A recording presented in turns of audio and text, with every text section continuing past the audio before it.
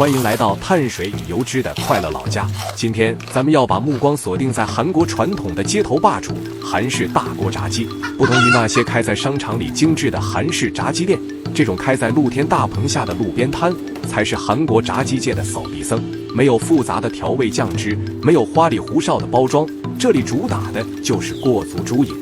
天刚蒙蒙亮，市场的喧嚣还没开始，摊主已经在这个简陋的档口前忙碌起来了。首先登场的是这一桶桶看着像机油，实则是大豆油的液体。接着请出小摊的镇店之宝，3口祖传的大黑铁锅。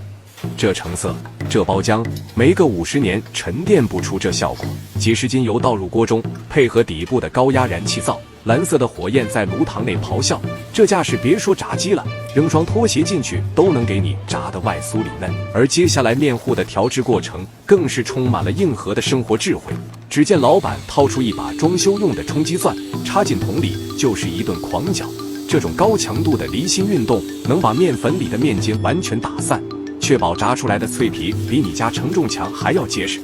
镜头转到后勤区，摊主将一箱箱新鲜的鸡腿搬运到位，接着将大量的碎冰铲进几个保温箱中，随后将粉嫩的鸡腿整齐地码放在冰层之上。在条件有限的露天市场，这种底层铺冰的土法冷链是最简单也是最有效的保鲜手段。接下来就是烹饪时刻，摊主用夹子夹起冰鲜的鸡腿，送入刚才调制好的黄金面糊中，鸡肉在面糊里快速翻动，利用面糊的粘稠度，让这层黄金战衣裹满鸡身的每一个毛孔。这个面糊的厚度也非常有讲究，太厚了吃起来像嚼面团，太薄了又挂不住油，全靠师傅多年的手感把控。一切准备就绪，重头戏上演。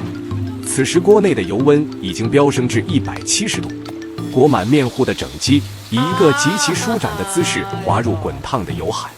只听滋啦一声爆响，高温瞬间锁住了表皮，这只鸡走得很安详，甚至在锅里游得还挺舒展。摊主手里的长夹子不仅要防止鸡肉粘连，更要不断地将浮出油面的鸡肉按下去。这看似简单的动作，在高温蒸汽的熏烤下，其实是对体力的极大考验。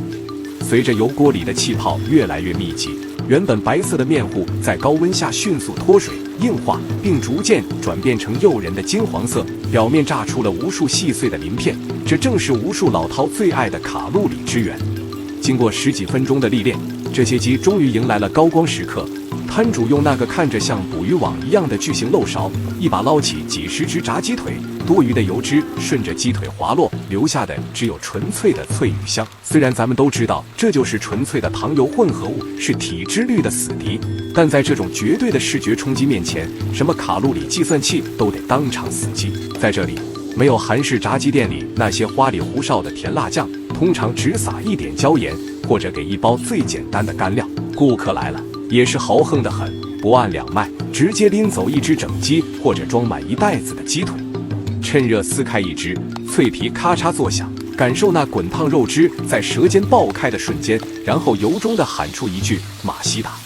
在这一刻，忘记房贷，忘记加班，只剩下脂肪带来的纯粹快乐。